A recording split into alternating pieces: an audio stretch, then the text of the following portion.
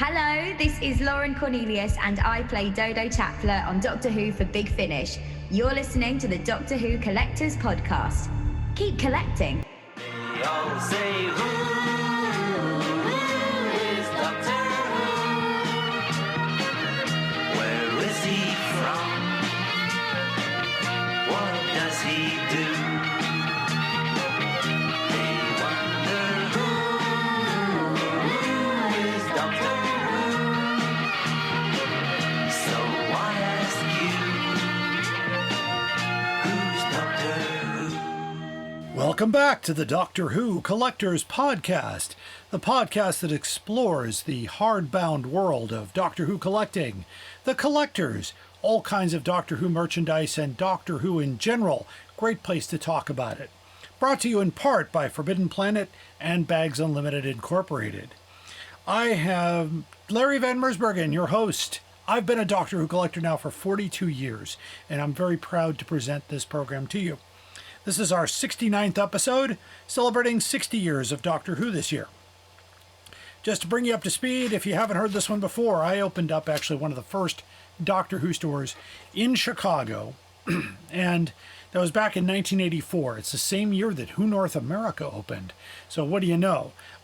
We were called Bundles from Britain back in the day, and I didn't know that the company name would last beyond a few years. In fact, it didn't, until I picked up a book written by some wonderful people I call friends, and it's called Red, White, and Who, the story of Doctor Who in America. And I found Bundles from Britain in the index, and it lives on page 384. That just humbled me to death because I introduced myself to the authors and said, yeah, I'm the person who founded that company, and realizing, of course, fully that when I sold the company to my partner, and that partner was Gene Smith, and almost everybody in Doctor Who knows who he is. He is the showrunner of Chicago TARDIS, the CEO of Alien Entertainment, and he's also a good friend of mine. So there you go.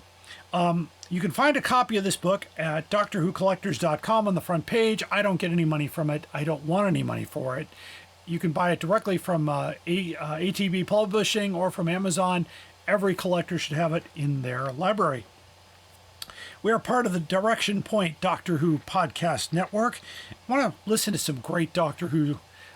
Then tune into Direction Point, directionpoint.org, and join the ranks, of course, with great podcasts such as Time Streams, Police Box and Junkyard, the Doctor Who Target Book Club, Doctor Who Literature, Traveling the Vortex, and many more. If you are a podcaster, you should be part of this network. Speaking of links, of course, two great resources every collector should have on their bookmarks includes timelash.com, and under that heading, the TARDIS Library, to keep track of your books, vinyl, and CD collection for free. Thank you, Mr. Dan O'Malley, for keeping that for us. If you need to do more in-depth research and something that may not be included in the TARDIS Library, you need Howe's Transcendental Toy Box. And you can find that at doctorwhotoybox.co.uk. And of course, by Howe, we are of course talking about my good friend, David J. Howe. Great friend, good resource, a great collector himself, author of many books. Telos Publications is his company, so be sure to give them a visit. If you're looking for great Doctor Who items at great prices, look no further than DoctorWhoStore.com. It's in the name. That is, of course, the web store for Alien Entertainment. Very close to that company, as you heard. So they're running a lot of specials. You can find some new copies of WHL and hardcovers, something you might want to look for. And if you live in the Chicago suburbs, you can select free pickup from the store. I love that. There you go. So, of course, you can also find at our website some great things like Forbidden Planet, one of our sponsors. And you can just go to our merchandise links at DoctorWhoCollectors.com. And don't forget our own eBay store. We have lots of Target books, some hardcovers that were extra in the collection. I don't like to keep duplicates per se, so a lot of that stuff is going online and will help other collectors. All proceeds at the eBay store help the podcast, so you keep us on the virtual air with every purchase. Don't forget Who North America, Keith and Jenny, amazing people. And they opened up the same year as Bundles. That's at whona.com. And of course, finally, our friends at the Who Shop in London. I'll never forget, I called them up one day and said, "Hi, this is Larry Van Mersbergen from the United States. We love your podcast." I was so touched. Wonderful people there. Please give them a visit. They do ship to the United States very carefully, and you'll love their selections. So be sure to check that out. Of course, in addition, on our website, you can find all of the podcasts that we put out. You know, Apple cuts off a few after a while, and so do other providers. So if you want to go back to the very beginning of the Doctor Who Collectors podcast, you can only do that at DoctorWhoCollectors.com. The other thing there you can find is our guide to the Doctor Who classic hardcover books. We list all of the books that we know about, as much information and more information being added soon, such as print run numbers and any other information about the covers or things like that that we'll try to put in there. We've been helping a lot of other publications as well with our information. Doctoberfest is coming. I'm excited about October myself. Collision is the event, and you're going to love this because I myself am a guest at this show. I am going to be in the collecting room. We have a dedicated room to house the collections and talk about Doctor Who items from every era of Doctor Who, from the beginning to the present day. So I hope you're listening, Chicago TARDIS. We need that there. And of course, my good friend Elweethus Pagan will be there with his props and his autographs. And you can check out some really cool stuff. And don't forget, my panel, of course, is 60 items for 60 years this year. I have an item of Doctor Who or related to Doctor Who from every year of the program, from 63 to the present day. Not very easy to put together. I think you'll be impressed. So there you go. Oh, I forgot to mention, in addition to myself and Elweethus being guests, you got to come down and visit with Sophie Eldred. Yes, Ace will be there. And I'm excited to be on the guest list with her. She is an amazing person. You will love her. She is absolutely the best. You know, she's just one of the best people in Doctor Who. I've been friends with Katie Manning for a long time, and yes, I'm going to have her on the podcast as soon as, of course, she's still working, so it's very difficult to find time. But once we do, we will sit down and have a chat with her. I'm also going to be talking with Tony Lee in the future here. Tony Lee, of course, is an author, artist, and he'll be at Chicago TARDIS. And tentatively, we've got Mickey Lewis, too. We're going to talk with him. He's been a Cyberman. He's been a Sea Devil. You'll love to hear his stories. So anyway, come on down to Doctoberfest and check this out. You can get tickets at whona.com. It's at the Courtyard by Marriott in Canby, just outside Indianapolis. Not the same place as last year, so tickets are on sale, including special tickets if you want to have brunch or dinner with me or Sophie. But we'll both be there. I'm going to be there as well. Exciting. And while I'm on the subject here, Chicago TARDIS 2023. Here we go. And that's of course Thanksgiving weekend, the 60th anniversary of one of the best conventions in the Midwest. More information, of course, you can find at chicagotardis.com. So far, we got some more guests. Latest guest to be announced was Mickey Lewis. I just mentioned him. He was a Cyberman. He was a Sea Devil. And of course, we've got Jason Haig-Ellery and more. I think more Big Finish people will be announced very soon. Michael Troughton, of course, will be there. And we've got 3 doctors. Count them 3. Peter Davison, Colin Baker, and Sylvester McCoy. We'll have Stacey Smith. I love her. She's an author, and I sat next to her at a table at Consinity and got to be on a panel with her. She's a wonderful person. Jonathan Carley plays the War Doctor for Big Finish, and here we go, drum roll, don't have one. The very first companion, Carol Ann Ford, will be there, who played Susan for a season and a 2 there. You're going to love to meet her, too. I can't wait to meet her myself. Hotel reservations are live at the West Inn in Lombard, so don't forget. I'll see you all there. Grab a coffee at the in-house coffee shop. Take a stroll down Dalek Alley. Walk through the dealer's room. Half the dealer's room will be Alien Entertainment. DoctorWhoStore.com. Check them out. Say hello to Gene Smith and some of the other folks there. And be sure to come by and find me. If you come on Friday or Saturday, I will be in Peter Davison cosplay. On Sunday, I will be in either probably my podcast shirt or one of the Doctor Who logo shirts, as I sometimes do gaming on Sundays. I sometimes do a panel on Sunday, but you'll check it out there. It's my convention. It's where I go. So what else? I'm still trying to work with the Oricon folks in Oregon to have a video show for them. They're in Oregon, so it's hard to get out that way. Also trying to work with Console Room. They haven't gotten back to me yet, but they were interested in the collecting panel. And C2E2, of course, put me on a wait list, so we'll see what happens there.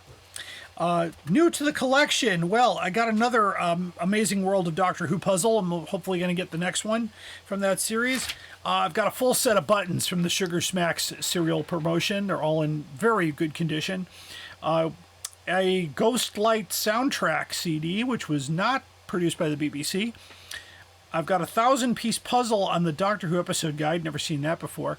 Going way back here, I managed to find a Dalek vintage sweet cigarette box from 1965. So there you go. More on the way. And that's all for now. So if you want to see some of these items up close, you got to come to Doctoberfest for that. Of course, I field a lot of rumors out there on the classic hardcover front that people have said, I've swore I saw a third printing of Space War. Well, you may have swore at it or something of that nature, but one does not exist. By the way, if you do have one and it does exist, just send us a photo proof by sending us the photo of the cover, the spine, and the copyright page listing the printing. And you can share that with me at drwhocollectorspodcast@gmail.com. We'll include that on our hardcover guide. We'll bring notice to you at that. We'd love to hear from that. We're just trying to dispel some of the rumors out there. The only hardcover book to reach a third printing was Loch Ness Monster. Now we're discussing whether or not it actually had a second printing. Nobody's seen a second printing. So many first printings and third printings. Was it a publisher error and they put third printing on there? Or was there a second printing? We don't know. We're trying to find that out.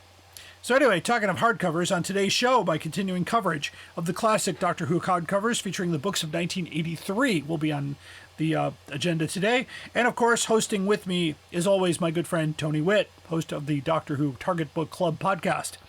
It's mostly Peter Davison stories, but stay tuned, you won't want to miss that.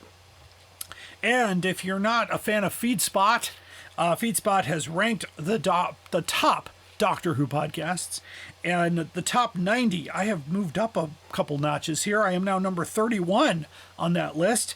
Thank you so much for your support. We moved up 5 spots since the last episode, so thank you so much. I also want to thank our patrons. We cannot exist without our patrons. Please join us at Patreon. That's patreon.com/Doctor Who Collectors Podcast altogether, and support us at least at the $15 level to get access to the video portions of our podcast. If you want to see my interview with Peter Purvis, which was a great interview, a wonderful gentleman and a true friend, he wished me a happy birthday the other day. It was my birthday the other day, but that's okay. But I got a special message from Peter Purvis, as well as Tasha Achilleos and Simon Fisher-Becker, Richard Ashton, Mickey Lewis, and a few other people from the Doctor Who world checked in on me. So that was wonderful. So go there to become a patron.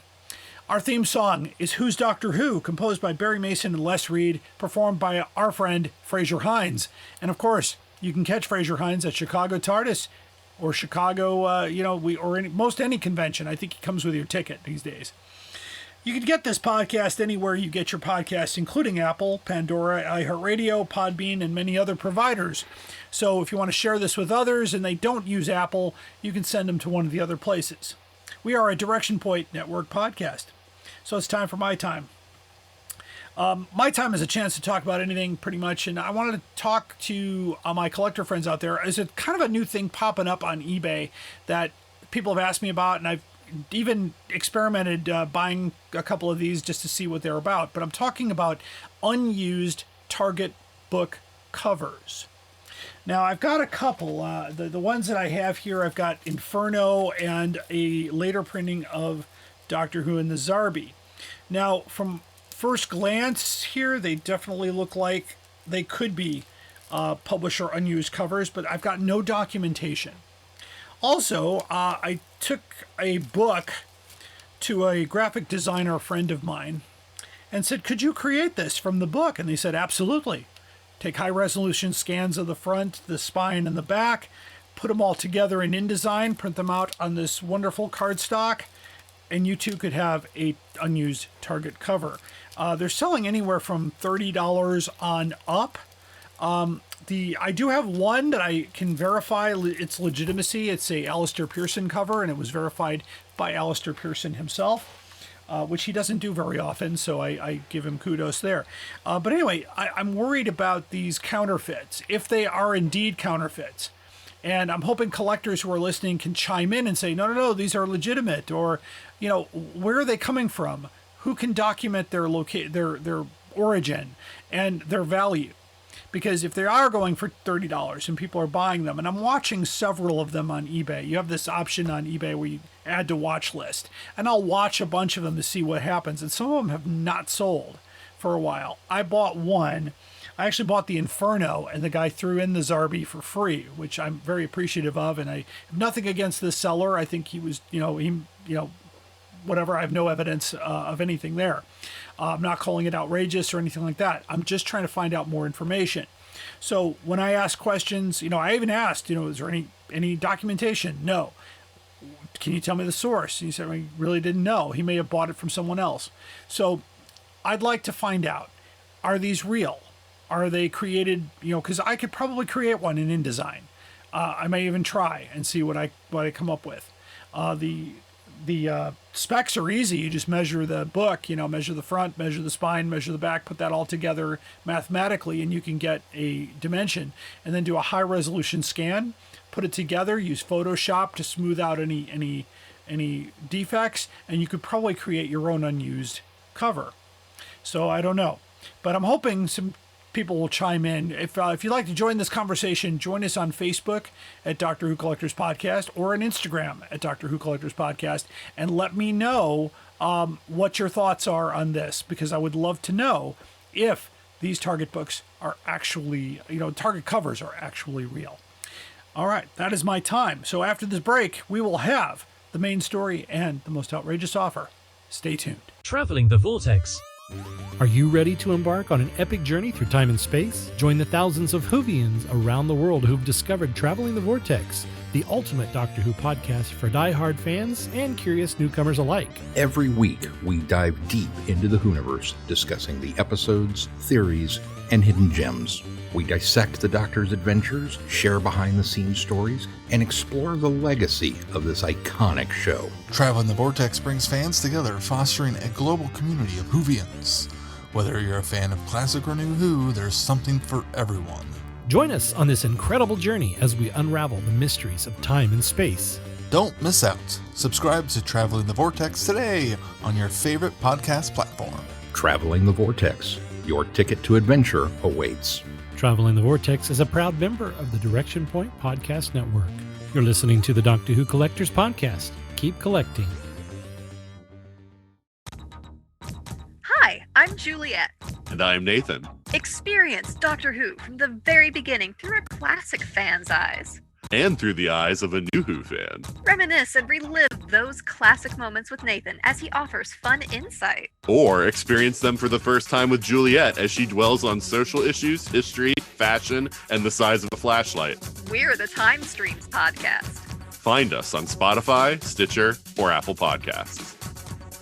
You're listening to the Doctor Who Collectors Podcast. Keep collecting.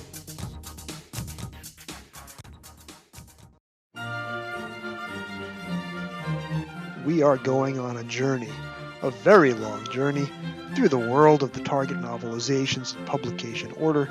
Every week, we are looking at a new book, talking about Terrence Dicks, Malcolm Hulke, and all our Doctor Who novelization friends. Whatever you do, keep turning the pages. This is Jason Miller of the Doctor Who Literature Podcast, a member of the Direction Point Podcast Network, and you are listening to the Doctor Who Collectors Podcast. Keep collecting. Up there is the scanner, those are the doors, that is a chair with a panda on it. Sheer poetry, dear boy. And now it's time for the main story. This is a continuation of our coverage of the classic Doctor Who hardcovers that we have done now for several episodes. And so far, if you are attending class tonight, we have covered 1974 through 1982 with the imprints of Universal Tandem, which used to be Alan Wingate, Longbow, and W.H. Allen. So we now start today with 1983, where the W.H. Allen imprint is used exclusively. And so from the Doctor Who world here, it was not a great year with 11 books published compared to the 8 Target paperbacks with 2 reprints. The 2 paperback reprints being Abominable Snowman and The Web of Fear with new artwork. So again, just to brief you back on the history in case you're joining us for the first time, in 1975, a company called Universal Tandem was sold by a company called UPD to the conglomerate Howard and Wyndham. And the company was then renamed Tandem Publishing before merging quickly, like they weren't Tandem long enough to order letterhead. They merged with Howard and Wyndham, their house called W.H. Allen. And they became Wyndham Publications in 1976. And of course, in the next year, in 77, the Wyndham identity was completely wiped out. And so the Tandem imprint was phased out later in 1980. So all surviving titles from that entire publishing library were printed under W.H. Allen's paperback imprint, which was called Star Books. The Target imprint, which was owned by W.H. Allen, survives until 1993, though in the last few years of that run, it was exclusively used for Doctor Who, but early on you could find Wurzel Gummidge and other books by Target. The Target imprint has been purchased by BBC Books and is currently being used on current Target books. The W.H. Allen Doctor Who run ends in 1988. But of course, anytime I invoke the Doctor Who novelization, I've just been told that a time scoop was used in total violation of Gallifreyan law and brought to us here Professor Tony Whitt, the host and producer of the Doctor Who Target Book Club podcast, who assists us in this adventure. Welcome to the show, my friend. Is that what that was? I thought it was just gas. Well, I don't know. Depending on which version of the 5 Doctors you've watched recently, it's either a circling triangle or a shimmering thing that they used. I don't know. But well, given the way they look in miniature inside it, I always thought they also had gas too. It looks very painful. I'm not sure why they didn't contact me, and of course I've got a lot to say when we get to that book, but it's just, they could have done better with those little figures, because action figures were not being produced yet, but there were so many manufacturers out there that could have made a small run of figures for the BBC, but instead they looked like they got a bar of soap and started whittling. So, anyway, this one other thing, but anyway, 1983, of course, 11 Doctor Who books were published, which is 2 more than the previous year, but almost 90% of the books focus on the Peter Davison run. There were no hardcover reprints this year and won't be until the last one is reprinted in 1985. And that's purely an interesting story, which you'll have to wait for that episode to hear. One book in this series was released as a compilation of stories never released to the United States. These books are extremely sought after, that you might have to take away Captain Briggs' bonus. I don't think she ever got paid right to afford these guys. Again, the market for these is extremely volatile. They can be found in a couple different ways, though. We find them in ex-library condition. I have many of those. They're fine. They're great. That means they were pulled from a library, withdrawn from the collection, or stolen by a patron who really wanted it. And sometimes that happens. Or a retail store version or a non-library edition, publisher review copy, direct sales copy, a copy that you got from your bookstore that does not have any library stamps in it. Many of the titles we're going to talk about tonight were the first to be distributed in the United States, but according to our timeline in 1983, not for another 2 years, which means there were plenty of these books left over after 83 to make it that far. So speaking of 83, Tony, any memories that come back for you for that year? Only the ones that I talked about on our Five Doctors podcast that I have very distinct memories of watching the Five Doctors the night of the anniversary, Yeah, which yeah. of course was 2 days before the Brits actually got it. Yes, I know. Exciting. Which they've never forgiven us for. Nope. And quite rightly so. And if you go to our episode for Five Doctors, you'll hear a little snippet of a recording that a friend of mine did of the pledge break for that night, where I won a runner-up prize, which turned out to be, spoiler alert, a Doctor Who hat. Was it one of those ball caps with the diamond logo? Yes. We had those in my shop, and I thought, I wish I still had mine because they would be nice to have in the collection. But and I've only seen a few float around, but you probably don't still have yours, I'm guessing. Actually, here's the thing.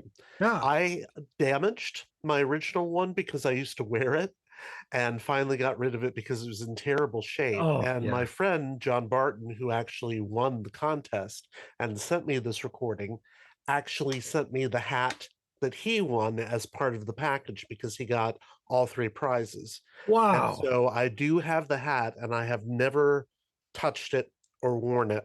So it's actually in hold on to really it. good condition. Yes. Yeah, that's a good thing, because those I don't see very many of those hats come up. I know they weren't made very well to start with.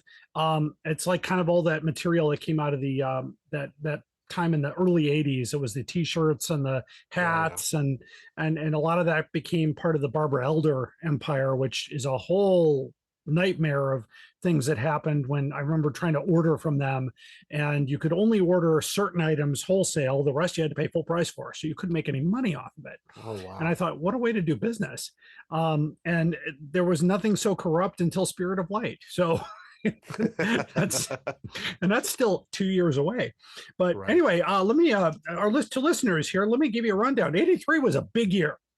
If you haven't figured it out, we're celebrating the 20th anniversary of Doctor Who in the midst of the 60th anniversary of Doctor Who.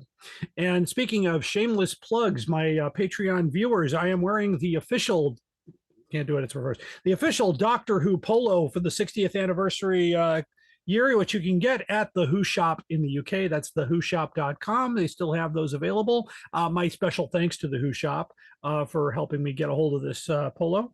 Anyway, in 1983, the 20th anniversary of the show, and it impacted not just the UK, but the United States as well. So here is what happened. So in February, this was a brilliant idea by John Nathan Turner, or not. The character for Purple Gilliam Brown is invented.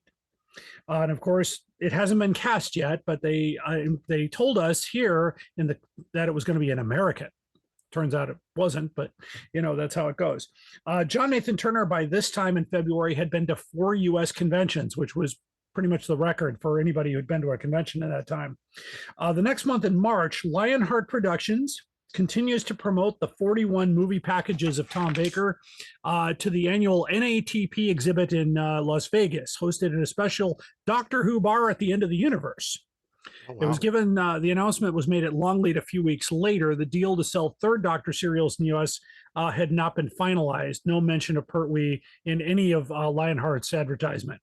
So in April of 83, at the Easter weekend Longleat Festival, John Pertwee announced that his stories were going to be made available again. So there you go. I'm delighted to hear yesterday from John Nathan Turner, the American gentleman who's over here from Lionheart Distributing, and I gather that my stories are going to be shown in 85. Is it 85? John looks to John Nathan Turner, who nods. In 1985, after Peter's 26 and another 26, then they're taking all of mine. So I can imagine John saying that. In fact, I may send that to Tim Traylor and see if he'll say that for us. Oh, nice. So by mid-83, the second Peter Davison series is made available for syndication. In June, 2 Davison seasons to offer, Lionheart releases a package of John Pertwee stories. The package only consisted of 14 stories, 73 episodes, to our disappointment that we started. That was the stories that started with Inferno. Mm-hmm. And then jumped to Claws of Axos. And so we and we didn't get Mind of Evil because it was not in color. Went to Colony in Space. We did not get the Demons for some reason, even though it existed and had all the episodes.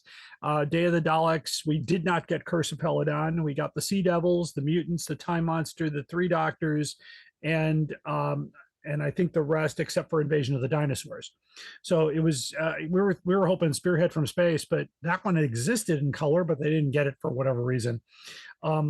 The 7 adventure seasons from season 10 and 11 had been previously sold to WGBX in 1977 and to 2 stations in Canada, but had not been available anywhere else.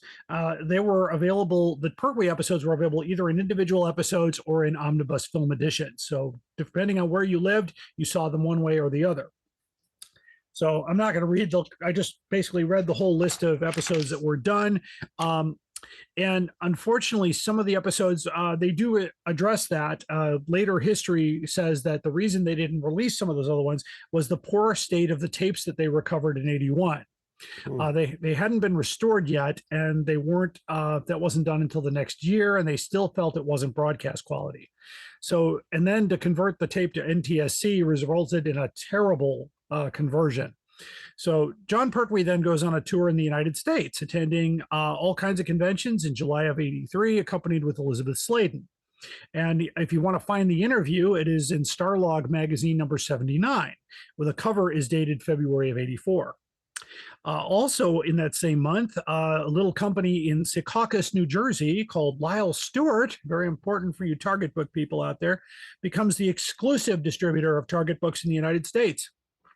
Target then starts to reprint all back issues with Lyle Stewart's name printed on the back of the cover. And they retail from $2.50. Oh. So that was pretty cool. Radio Times releases a 20th anniversary special, and that's this one here. This was basically had a big release in England. This is the actual Radio Times version that they struck a deal with Starlog to run an American version. Mm-hmm. This is the one everybody's seen, but not very many people have seen the original because this one never made it to the United States. So this was a really big deal for that anniversary.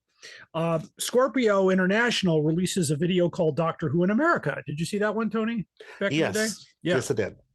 And the July '83 issue of TV Guide had a half-page feature called Happy Birthday to Who, and mentions the upcoming 20th anniversary issue of Five Doctors. On the 23rd of November 1983, the Five Doctors makes its world premiere 2 days ahead of the UK transmission, as we mentioned earlier. Of course, I did watch it live that night on the Wednesday evening. It was about 7 o'clock in the evening, I believe. And it was just glued to the TV for all 90 minutes. That was just a moment to really savor, because we wouldn't get that USA premiere status until the '96 movie, which also came out before the UK transmission. Right. So as a result of this special screening, Who is later sold to more stations in the United States than ever were before. Doctor Who was almost available across the country. Then in November 26, 27 of '83, that was the Thanksgiving weekend. You know, that's an important weekend to remember as well. Spirit of Light presents the Ultimate Celebration. And I remember these flyers. These were full-page flyers. This is the front side and back side together for this convention held at the Hyatt Regency downtown O'Hare Airport. I got down there for one day on the Saturday. It was an amazing thing. Here is the list of people who were there. We had Tom Baker, John Pertwee, Patrick Troughton, which, by the way, that was his very first visit to the United States to attend a convention. Peter Davison, Nicholas Courtney, Ian Martyr, John Nathan Turner, Anthony Ainley, John Leeson, Janet Fielding, Elizabeth Sladen, Carol Ann Ford, Mark Strickson, Sarah Sutton, Louise Jameson, Mary Tam, Nicola Bryant, Fiona Cumming, Ian Fraser, Gary Downey, Julie Brennan, Terry Nation, Peter Moffat, and Matthew Waterhouse. Now, as I read that list, my listeners, if you want to go back a few episodes to my interview with Peter Purvis, I asked him about this, and he looked back at me and said, nobody called. Nobody called him. Nobody called Annika. Nobody called Michael Craze. Nobody called Fraser Hines. He's not on this list. They said, nobody knows those people. So they were left off. But Carol Ann Ford was, because she was in the Five Doctors. Even though a lot of those other people were in the Five Doctors in cameo roles, they did not invite them. So what was interesting about the convention in Chicago, that the location filming for Caves of Androzani was completed 1 week before that convention. So John Nathan Turner wrapped filming and got on a plane for Chicago. And he flew directly to the United States from the location. So this is at this event that John Nathan Turner met Patrick Troughton and asked him to appear in season 22, which he did. And that was a really interesting meeting there. I met John Nathan Turner at that convention, a very nice man. I know he was not liked by very many people, but he was a very kind man to his fans. And one of the things I remember notably was at the charity auction when, one of John Pertwee's tuxedos went for like $4,000, and Tom Baker's, one of his original scarves, went for $4,000. John Nathan Turner at the end of it took the Hawaiian shirt off his back and it went for $60. Oh my God. The money went to charity. So was he wearing something underneath it? Oh yeah. Oh, it was he was a layers guy. I only went to the Saturday session because at the time in '83 I was 14 years old, I believe, and I just couldn't afford it. Plus my parents were a little worried about me going downtown by myself. I took my brother with me. He was like in heaven seeing Doctor Who on the big screen. So what a great time that was. And then, of course, my memories of '83 include the fact it was my freshman year in high school. So it was a big deal watching the Five Doctors. We got the first season of Davison finally with some Pertwees and Tom Bakers. And they actually showed the Five Doctors in between Ark in Space and Sontaran Experiment. So the previous Sunday showed Ark in Space. The Wednesday was Five Doctors. And next Sunday you got Sontaran. So that was pretty cool. 11/27/83. So there you go. So on to the books of this time, the hardcovers. In 1983, all the Doctor Who hardcovers will be on the WH Allen imprint and are printed with a laminated cover. The majority of them will have photo covers, but a handful of them have artist renditions. All will feature the neon logo or the Sutton logo, as it's been designed by, in various colors. So we kick off the year in January of 1983 with a book called Doctor Who Time Flight by Peter Grimwade. The cover is a photo cover. 4,500 copies were printed of this. This was the biggest print run in a long time. Book had a price of £5.25. If we convert the 1983 price to today's in dollars, it would be $18.45. This photo was actually taken from Doctor Who magazine. And I don't have the actual magazine in my library, but here's the photo. It's the exact photo. I'll hold them both up for comparison here. And so they didn't go far looking for different photos of Peter Davison for that. They were, by the way, according to the research, there were limited photos to choose from because Peter Davison only did a handful of photo shoots for things. And for the first time, the paperback version of this book was not released until 3 months after this. So we didn't get that till March.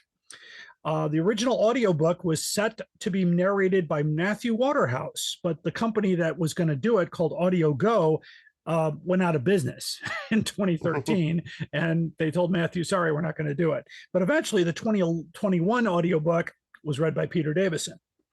This book is really not that hard to find. You can pay about $100 or less, and sometimes a little more for a copy in non-library condition. This is a original mint condition copy that I had from 1986. It was part of the U.S. distribution from Bundles from Britain, and you find, if you have one of these catalogs floating around, it's on page 2, and it cost $14 back in 1986. So my copy is one of those that is from that era. The binding is still good. So this was not too long ago for the Target Book Club. How did Peter Grimwade fare here? It was episode 135. Dalton gave it a 2. I gave it a 0, my first and only 0. And J.G. McQuarrie, originally from Talking Who to You, but now of Talking Trek to You, gave it negative 17,428, but actually 1. Nobody liked this book. I do remember listening to that episode. I was cracking up. Yeah. There's nothing to recommend it, unfortunately. It's a shame. And of course, I didn't care too much for the TV story either. It seemed too, the big reveal of, Khalid being so stupid, and it turns out he's the master. And I'm like, I just didn't care for it. But now I understand if nobody was buying this book and 4,500 copies, we got 150 or 200 copies of Time Flight in 1985. So I believe you can still get it off of DoctorWhoStore.com. He probably still has some from that original stock. But it just didn't do very well. And this is a time when W.H. Allen is really starting to look at their sales and go, do we really need to do this many hardcovers? Nobody's buying them. We're shipping them to the United States. And it isn't too long. They get the books go to Lyle Stewart in 85, and in 86, they're out. They said, nope, we're out. They sold the entire thing to Bundles from Britain. So we sold them out. I sold them till I sold the company to Gene, and Gene took whatever is left, and he's still got them in his store. So it's kind of sad how that worked. On to February, we get Doctor Who and Meglos, or no, there's no and, it's just Meglos, by Terrence Dix with another great cover by Andrew Skilleter. Gotta love that. One of the few artist covers for this month. Only 3, by the way, he's a listener. So the great Andrew Skilleter. Thank you. Sorry, I forgot that. 3,000 copies were printed. And by the way, this book is significant. It is the last 4th Doctor story to be novelized. That was it. Rights could not be attained for Pirate Planet, City of Death, or Shada. So that would be that. This book was part of the U.S. distribution and sold for $14 in 1986. And this is my copy. And it is still it still makes that noise when you open it just a little bit. So it's still in great shape. You can find this pretty well. I've seen it for 80 to 100, sometimes 30. It depends, because I think a lot of these still exist and float around. Non-libraries, plenty of those to be had. So what was the judgment on Meglos? Again, well, it wasn't as bad as Time Flight. That was episode 122. Okay. Dalton gave it 2.5 stars. Allison gave it a 2, saying that it was not too taxing. That's good for her. Yes, definitely. And I gave it a 2.5, saying that it was not a good story, but it was still saved by Terrence Dix, or at least as much as he could save it. True. So not dry as a cactus, as they say. Right. Meglos. Sorry, my favorite character in Meglos is that poor Earth guy. Yeah. In the 3-piece suit, who's trying to deal with this whole thing because he got nabbed on his way home from work or something like that. Right. And I just thought that, pure for a season that Tom Baker really didn't like filming, that was some comic relief. But on sad though, that was the last one they did, and they didn't even do all of them at that point. So it's kind of the way that goes. In March of 1983, we get Doctor Who Castrovalva, Christopher H. Bidmead, and a photo cover. 3,000 copies were printed. As soon as I got this book, I totally recognized where the picture came from. And it is from the very first Doctor Who magazine I ever bought. Number 70. I have several copies of these. I have one that's signed by Peter Davison. I read this like cover to cover 19, 20, 30 times when I got it, because I thought I had never seen Doctor Who magazine before, but I bought this in 1981. But you can see the photo is exactly from that photo session. It's very close. So they were taking photos from Doctor Who magazine, which I thought was really interesting there. Let's see. The book, of course, was part of the U.S. distribution in 1986. Bundles from Britain had a price of $14. And this is the copy I had from that time period. So I've seen the book for anywhere from $75 to $100 in new condition. I've seen it for 40 or less for ex-library. There are a few of those that float around. And basically that was my prerogative of taking the book. When I was the store owner, I got to pick what I could. If it was low stock, I couldn't take one. The next book was proof of that. But what did the club think of Castrovalva? That one was surprising. That was episode 129. Dalton gave it a 3.5. He said he wasn't as impressed with it as he was with Legopolis, even though it was still good. Allison gave it a 3.75 and said that she liked it as much as The Green Death and Colony in Space, which are her two touchstones for what good novelizations are. Okay.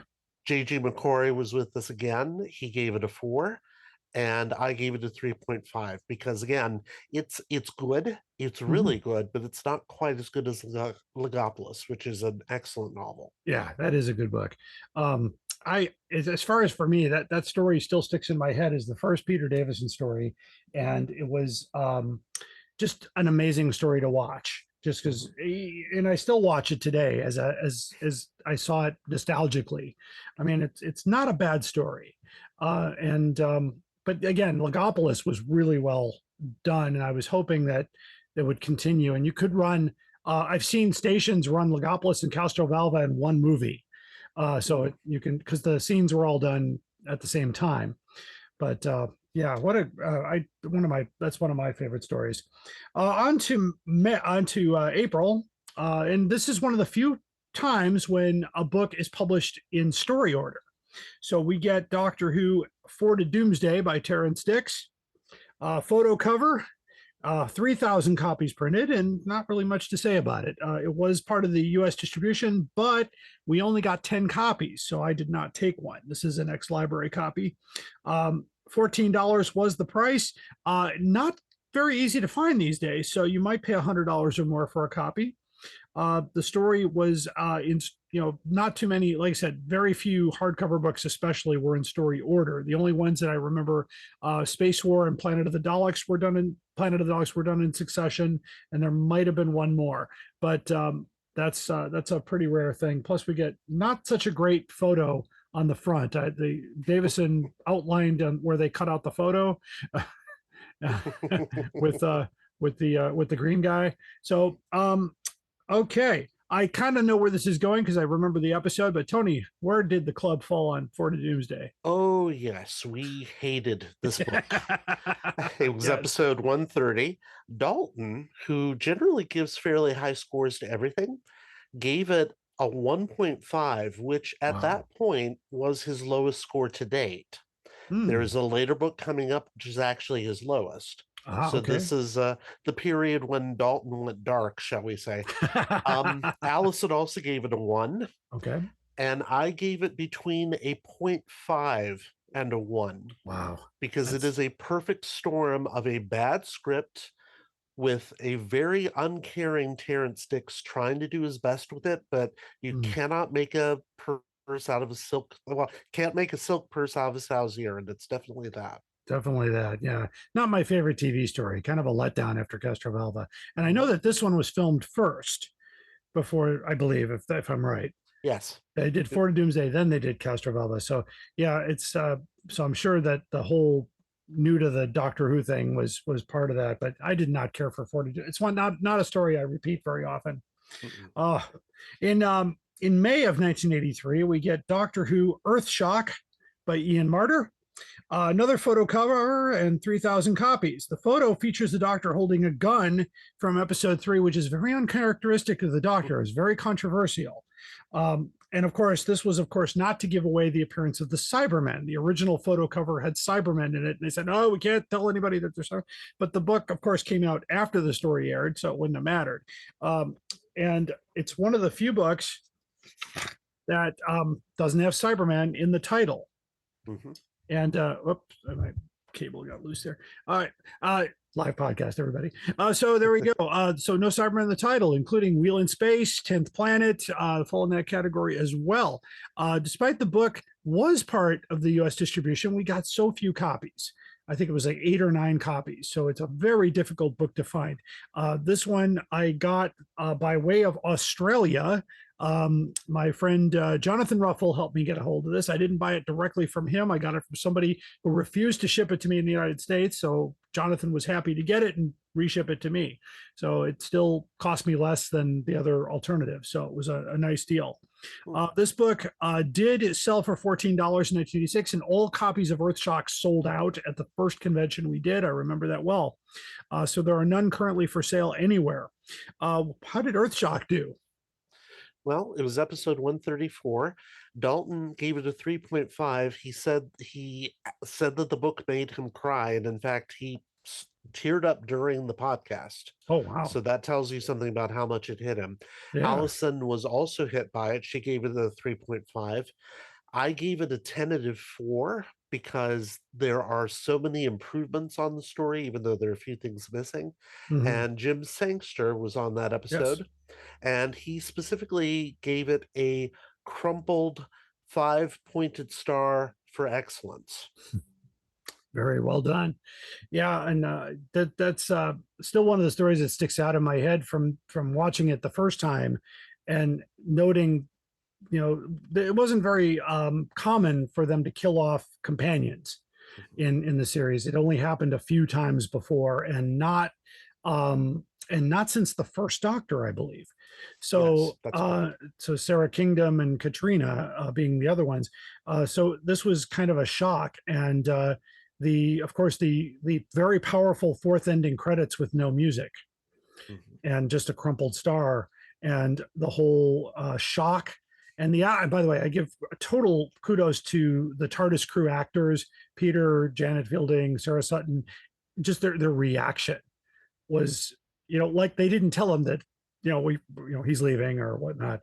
And it just was really powerful. I remember reading this one too, and it hit me too the same way, because it is a good book. It's a good story, and it's one of those. Of course, we didn't know the Cybermen were coming out either, and that was a nice surprise. So wow, what a story! In June of 1983, Doctor Who, we get Doctor Who Terminus by John Lydecker, not his real name, Stephen Gallagher, and another photo cover with the late great Valentine Dial. And if you don't know who that is, and you listen to the Hitchhiker's Guide to the Galaxy radio show, he is the voice of Deep Thought, and I think one of the guys when he sees the total perspective vortex, he's the guide for that. So there you go. This had a price increase to £5.50 and 3,000 copies. The paperback also got a price increase with this release. This book was not included with US distribution, so it is not very hard to find. We don't know why. It was out at the time, but maybe they didn't have any copies, so we have no idea. So this book can go for as high as 200 or more, depending on the condition.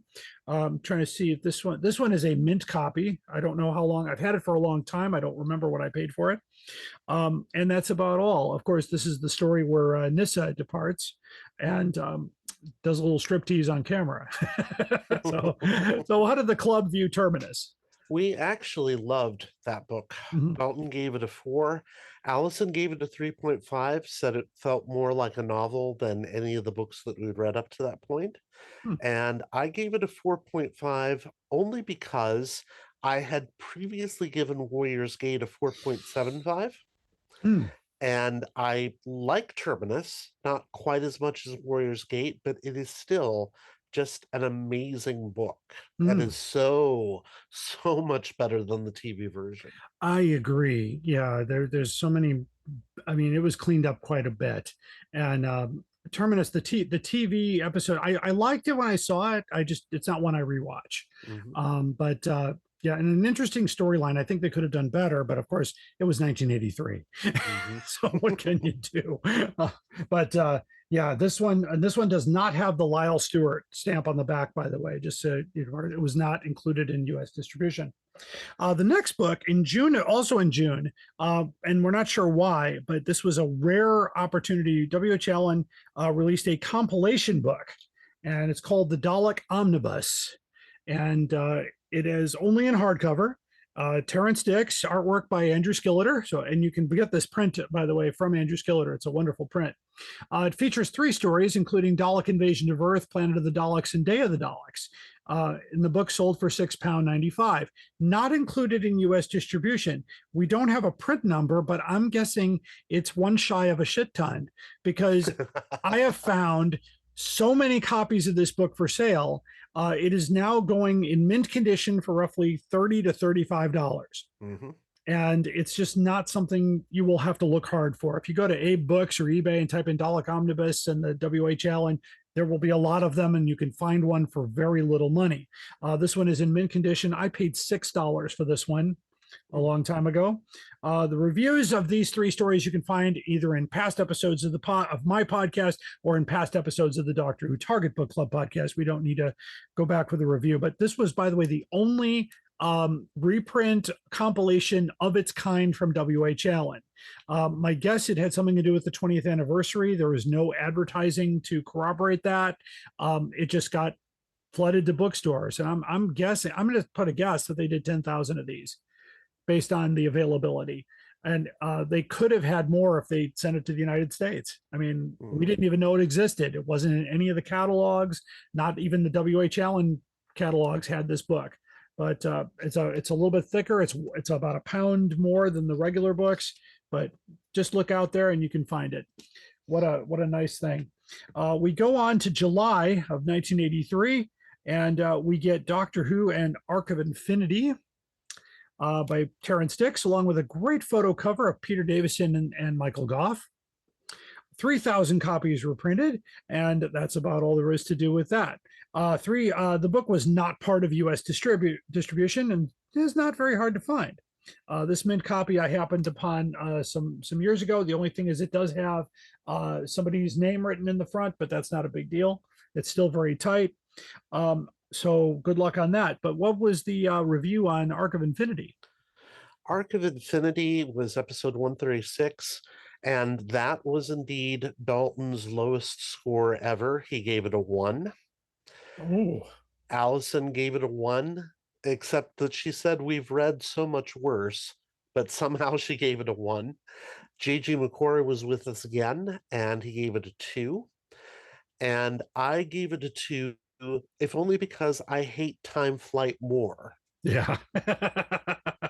That's exactly why it got as high as it did.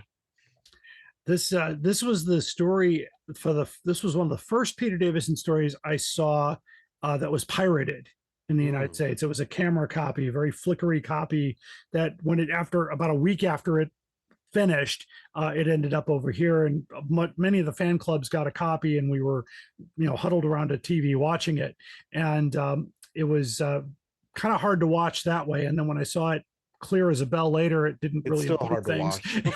Yes. Didn't really improve things. And sadly, they could not, the original actor, I believe the original actor passed away for Omega. I'm going to have to double check that. So if I'm wrong, don't hit me on Facebook, guys. I'll figure it out. But I missed that roaring voice, and it was kind of different. Of course, Michael Gough, an amazing actor. And of course, husband of Annika Wills, I believe. So just the celestial toy maker himself. But what a great return for that. That's about all there is. And lots of it happens on Gallifrey. And one little side note too, the appearance of a future Doctor as a counselor, as a guard, Colin Baker, is in the story. So, and that's a pretty cool tidbit for that. All right. Moving on to August of 1983, we get Modern Undead by Peter Grimwade, a photo cover once again, 3,000 copies printed. The original photo for this was supposed to be Peter Davison with Nicholas Courtney on the cover, but it was scrapped. So this photo is from Terminus. So this is the only book that used a photo from a different story. We're not sure why. I guess they couldn't decide if they were going to use the older Brigadier or the made up younger Brigadier or a cropped younger Brigadier photo. They couldn't agree with, I guess, Nicholas Courtney's agent, or they didn't like the photo. It's not clear. The research goes all over the place on that. In October of 1983, this is important, that W.H. Allen signed its distribution deal with Lyle Stewart. So the paperback of this title was the very first paperback to have the USA information printed on the back. Not the hardcover, but the because hardcovers didn't come for another year. Right. But the paperback is the first. Modern Undead first edition is the first book to have that stamp. So collectors, if you're looking at your collection, and there were a couple printings of this book in paperback, and the later ones don't have it because Lyle Stewart didn't stay in business very long, sadly. And of course, hardcover books come later, ultimately unsuccessful. Lyle Stewart could not get rid of them, so they ended up literally dumping them on Bundles from Britain in 1986. So that would be, and there would be no more hardcovers imported. However, after there were times that you will find later books with Lyle Stewart price tags, and that's because, like, a copy of The Smugglers that I have has a Lyle Stewart price tag. Those price tags are attached in England at the distribution warehouse. So they put a bunch of Lyle Stewart stickers on stuff, and well, we're not sending to them anymore. Oh, okay, well, never mind. They didn't bother peeling them off, so they just left it. Amazingly enough, this book was not part of the inventory when it was sold to me, so we did not have it. But my copy is a mint copy imported. You can find this book for anywhere from $200 on up, because it is a little bit more difficult to find since it did not reach USA distribution. So how did the club like Modern Undead? Well, it's a bit of a middling book, Modern Undead. Dalton gave it a 3.5. Allison actually gave it a fairly high score. She gave it a 3.25. I gave it a 3.75, almost a 4, because again, the book is really quite the improvement on the televised story. Surprisingly good. That's good. That's good, because I did like the TV story, and I loved Nicholas Courtney being in it. I wish they could have brought him back for more, but I know his in later years his health was an issue, and his last appearance in the Sarah Jane adventure, you could see how aged he was, and he died shortly after that. But what a great kind of a almost a character that almost didn't last, but became so integral to the part of Doctor Who universe, the Brigadier. And it was nice that the Fifth Doctor got to interact. So it is one of my favorite Davison stories for that reason. Of course, in September and October, they didn't release any books because they were hunkering down for the 20th anniversary celebration coming up in November. So in November of 1983, we get Doctor Who, The Five Doctors. And we get a cover by Andrew Skilleter. It's a beautiful cover, the silhouettes. Now, one of the things that happened here, I'll get to that in a second. Anyway, this book was purposefully withheld from U.S. distribution. It could not get it. And I'm not sure why. I tried to order it, and they said, sorry, that book's not available. But it's out, it's there, we know about it. They won't sell it to us. So this book was not the hardcover edition, and the first prints of the paperback were not allowed into the United States. So that was my Lyle Stewart rep back then. The book, of course, was rushed to publication by W.H. Allen to be ready by November. Terrence Dix had to work from his submitted scripts, which differed slightly from the TV version. The book was released slightly ahead of the broadcast, which irritated John Nathan Turner. Didn't affect anything here because we didn't get it. Copies of the paperback were seen 2 weeks before the broadcast. And I think I remember listening to your episode on that where somebody said, yeah, I read it before the broadcast several times. So there you go. Despite the paperback getting the first edition and second edition treatments on the cover, the hardback will not be reprinted. It was only a one-timer. Only one hardcover gets a reprinting, which was, by the way, just a little spoiler, that 85 reprint was at the strong behest of Nathan Turner because the paperback got a second edition. We got to do a second cover for the hardcover. They were both released in the same month and the same year. So it's just and you can't tell the difference between the two covers. You have to open up the book and it'll say second printing. So it's one of those. To save on royalty costs, because pictures of the actors, they were starting to get wise to the whole thing here.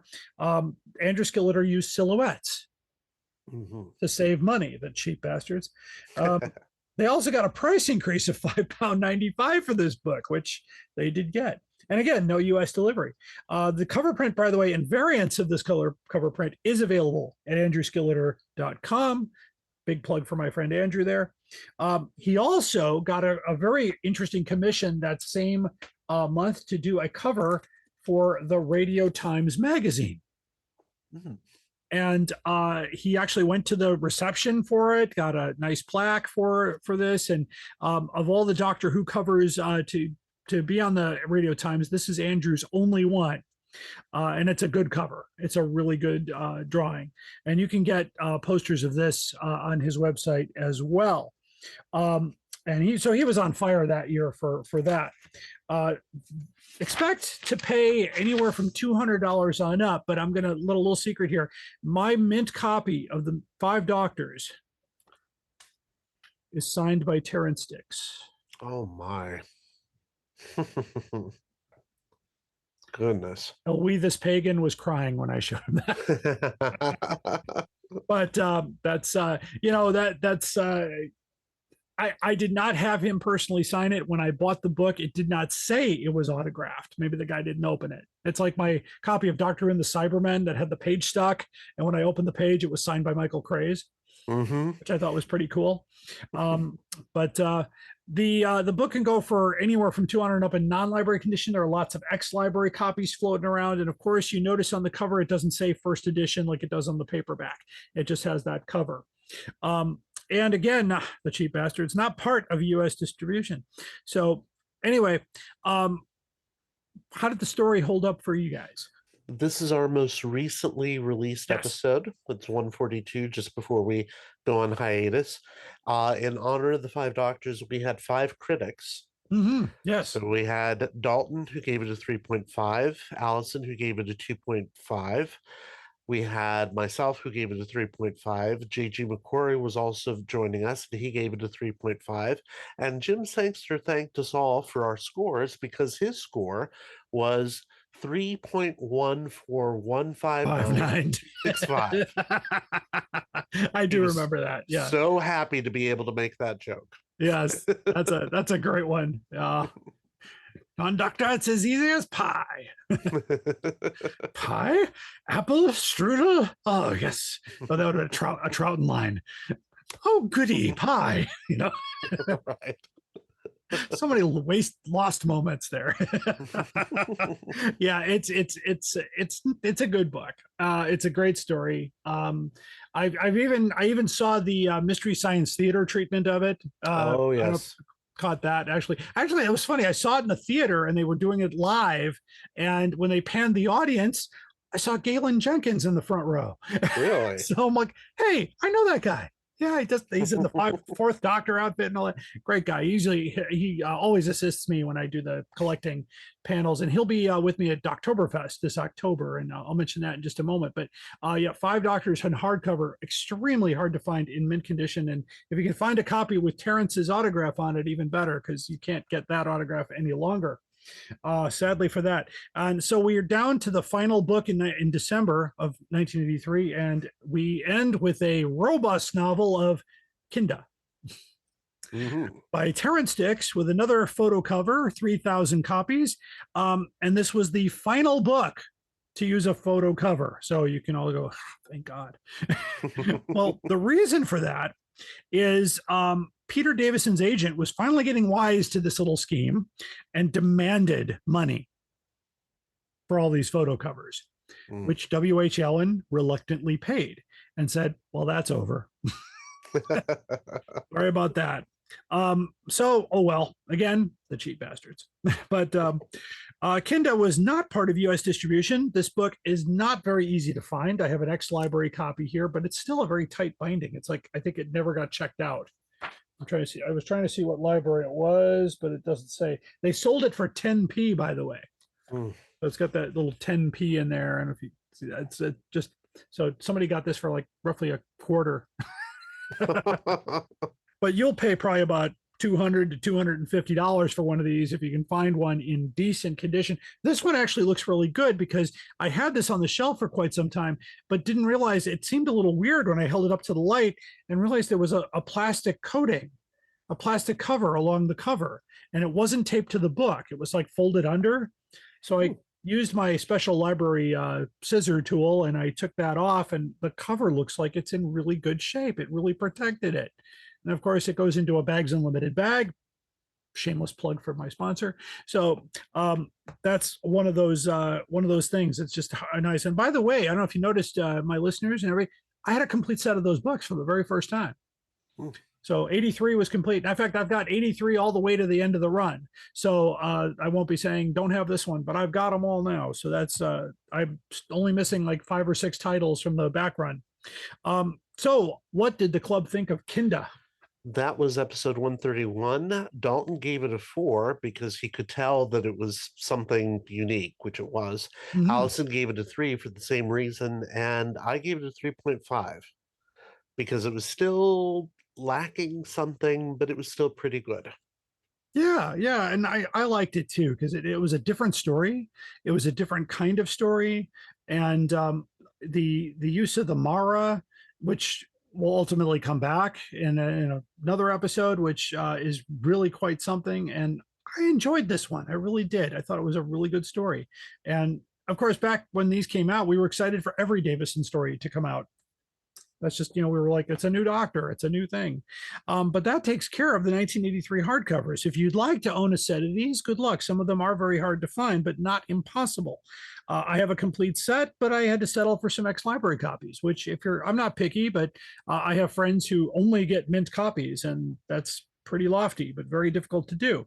So based on my estimates of price and actual sale prices of these books, a total set for 1983 would cost you roughly $1,635. Still expensive for 11 books. And that's based on the estimates, which is a little cheaper than last year, by the way. My advice, of course, to all collectors, when you encounter an auction that has a negotiating rate, try to negotiate, but be fair. Don't be unreasonable. You won't get even looked at. You'll find some of these titles at Abe's Used Books, but those prices tend to be a little higher.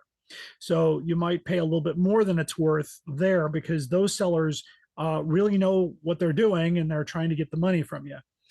You might get lucky on an eBay, but beware of price gouging. Beware of sellers who are unscrupulous. Watch the Facebook groups. My list of respected sellers, including my friend Tony Whitt here, who's selling off some books himself, Dale Santos, Jonathan Ruffle, David Russell, and there's a few others out there that really know what they're doing and will really go out of their way to make sure that you get a good deal. Some of these copies can be found new at DoctorWhoStore.com, but you might be paying a little bit more there because these books are from the original Bundles from Britain inventory. And I know that because I sold Bundles from Britain to Gene Smith back in 1988, and he runs Alien Entertainment. So he got all the inventory. So that's how that worked. And of course, sometimes you can find them at Who North America. And as of this taping, Doctor Who Store has the following titles. They have Meglos for 125, Castrovalva for 400, a little bit more than my estimate. Kinda is 125, which isn't too bad. Time Flight for 145, which is probably way too much for that book. And Arc of Infinity for 145, also too much for that book. So if you really need a copy in mint condition and you don't mind paying a little bit more, Doctor Who Store has them, and you can get them while they last. So there you go. My special thanks, of course, to my good friend, Tony Whitt, host and producer of the Doctor Who Target Book Club podcast. You'll probably find both of us at Chicago TARDIS this November for the 60th anniversary of Doctor Who. And of course, currently the Target Book Club is on hiatus. Any notion as to when you'll return to the air? Oh, we're going to be back at the beginning of November. Perfect. So you'll get an episode covering Harry Sullivan's War, which will be at the beginning of that month. And then our Chicago TARDIS episode is going to be Warriors of the Deep. Oh, okay. Yeah. All right. Yeah. Big title there. Something to look forward to. Yes. Yeah, I'll try to be at the taping. I know that weekend is crazy schedule wise, but if you can't wait for Chicago TARDIS in November, then join me for Collision on October 21st down in Canby, Indiana, which is just outside Indianapolis, where this collector collides with a companion by the name of Sophie Aldred, who plays Ace, for a wonderful Doctor Who festival day. Also down there, this pagan will be there with his props and costumes and things. He's got some pretty cool props from the series. I don't know how he gets them. Some scripts that authors have just sent him. I don't know. He just asks and they say, okay. What a way to go. Of course, Keith and Janney will have a shuttle bus running from there to the Who North America store. And that's a pretty incredible store. It has a museum. It has a wonderful, my favorite part of the museum is when Keith tells me, well, you've got one of those, but I don't. gotta keep working. So by the way, tickets are still available. There's also, you can have dinner with Sophie on Friday night or brunch on Sunday morning. It's a great deal. Of course, you also can have dinner with me or brunch with me, but I'm not the headliner. So, but I'm a guest. So it's really exciting to be on the bill with somebody like Sophie, and she's been super nice so far. Our future episodes, of course, will continue our classic hardcovers after the Target Book Club returns from hiatus, but don't worry, we're not going on hiatus. We've got lots to talk about. I promised a story on the Blue Spines. Blue Spines are smiling at me, nothing about Blue Spines. Blue Spines. We're going to talk about Missing Adventures. We've got lots of emails, and also the debacle with the 14th Doctor screwdriver will be discussed in depth. It was a horrible rollout and still continues to be a headache for many people who ordered them from Character Online. And I'll just give you a preview of that because usually when something like that comes out, I put an order in for 2 just because I want to take one out and keep one in the box. Well, I got 1 and I was like, what the heck? So I wrote to their customer service, nothing. Day later, I wrote again. I tried to call them, but the call could not complete. For some reason, international dialing is hit and miss. But finally, 2 weeks later, I get an email back from customer service. Oh, we're so sorry. We'll send you out right away. This was 3 weeks ago. I got it today. So I can, I'll just pull it out real quick here so you can see this is the online version. I've also got a retail version coming, which is in blue packaging for this. This is the first time, by the way, in a long time that a prop is released prior to its appearance because this hasn't made screen appearance yet. But it actually was quite reasonable. I think it was $30. So it wasn't too bad at all. But there you go. You can follow us, of course, on Instagram at Doctor Who Collectors to see full cover art of all of these hardcovers. And of course, see the full list of hardcovers at drwhocollectors.com with updated pricing information and additional research that is being done across many platforms to provide a complete history of the Doctor Who novelizations. Of course, you can watch this episode with the cover art and watching our wonderful conversation, and of course Tony's beautiful daughter in that picture there on Patreon with a $15 subscription. If you have photos or proof of life of books we don't talk about or say don't exist, you can email those photos to Doctor Who Collectors Podcast at gmail.com with hardcover photos in the subject line. Thank you once again for being here, Tony. Thank you for having me. And stay tuned for the most outrageous offer. Hello, fellow time travelers, and welcome to the Doctor Who Target Book Club podcast, the only podcast to discuss, in story order, all the Doctor Who novelizations. My name is Tony Whitt, and every 2 weeks or so, I'm joined by a 2 to 3 person discussion panel, including our so-called expert who's been a Who fan since 1979. That would be me. We also get the views of intermediate, casual, and novice fans who either have never seen the show or who have never read these books until these podcasts, including Dalton Hughes and Allison Fitz-Seyfried. You can find us on iTunes, Stitcher, or wherever you find good podcasts, or even ones like ours. You're listening to the Doctor Who Collectors Podcast on the Direction Point Podcast Network. Keep collecting. Hi, I'm Rupert Booth. I am known as Paul Ferry. And my name is Barry Williams.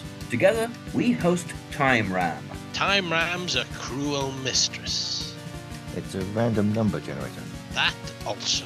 We roll a number from 1 to 13, and that's our doctor. Then 1 to 300 for the story, and then we ram them together. Even if it doesn't make sense. Cruel, I tell you. Time Ram, putting the wrong doctors in the wrong stories, so you don't have to. You're listening to the Doctor Who Collectors Podcast. You are invited on an adventure across all of time and space, in a completely random order. It's the Police Box in the Junkyard podcast. Jump in the TARDIS with your hosts, Eric Gulbranson, Asad Kheshki, and Matthew Kressel. Explore Doctor Who TV stories, audio adventures, and books, both novels and non-fiction. The Police Box in the Junkyard podcast. It's the entire Whoniverse on shuffle. The Police Box in the Junkyard podcast is a member of the Direction Point Network and is available about once a month wherever you find your podcasts. You are listening to the Doctor Who Collectors Podcast. Keep collecting.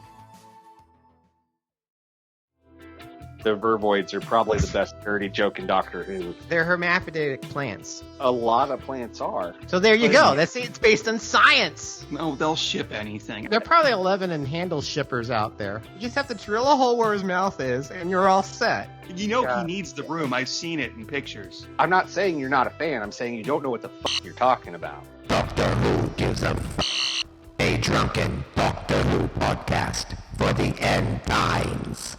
All my travellings throughout the universe, I have battled against evil, against power-mad conspirators. I should have stayed here. The oldest civilization. Decadent, degenerate, and rotten to the core. Power-mad conspirators, Daleks, Sontarans, Cybermen. They're still in the nursery compared to us. 10 million years of absolute power. That's what it takes to be really corrupt. And now it's time for the most outrageous offer. An outrageous offer is an offer about a Doctor Who item, a Doctor Who related item, or something that seems a little bit crazy priced. So today we have a book. It's a collection. It's the Doctor Who Dave Gibbons collection. And it's the Tom Baker on the front cover. And it looks like there's Ogrons and things on the front. Just says Dave Gibbons collection. So anyway, the ISBN is 1613773471. IDW publishing in 2012, not, but roughly 11 years ago. This is being sold by Big Bill's Books of Austin, Texas. Has good seller rating, but this book is used, and there's very little other information, but the asking price is $2,585.96 with $3 shipping. So found that on Abe's Books. That's where it was sent to me, and so I did some research. I found a copy of this on eBay for anywhere from $30 to $40. So definitely not. I know I didn't see any of these over the top, as far as, and it doesn't say autographed by him or anything like that. Of course, if it is autographed, maybe a little bit more, but not $2,585. There's also a new one you can buy on Abe Books for $47.65. And that's from Gridfried in North Las Vegas. So definitely that price, don't pay that price. That's crazy. And of course, I will have screenshots of that and the links on my website for you to check out if they last that long. Sometimes they get pulled down.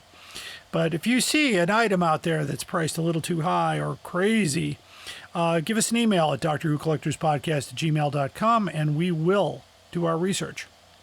Well, that wraps it up for the most outrageous offer, and that wraps it up for the Doctor Who Collectors Podcast. Thank you for listening.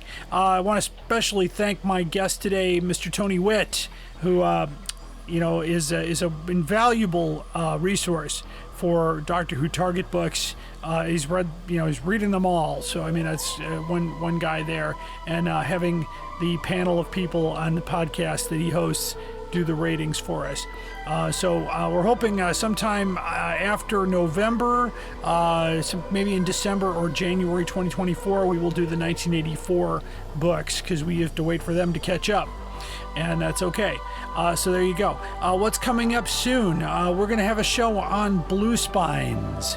We're going to do something on the blue spine targets. We're going to look at some of those things and some of the more unusual collectibles that have come through the email box here. So if you want something talked about or want me to do some research for you, just shoot me an email, drwhocollectorspodcast@gmail.com.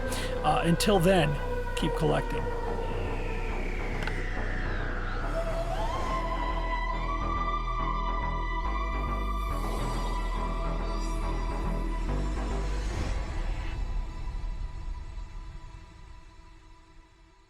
Direction point!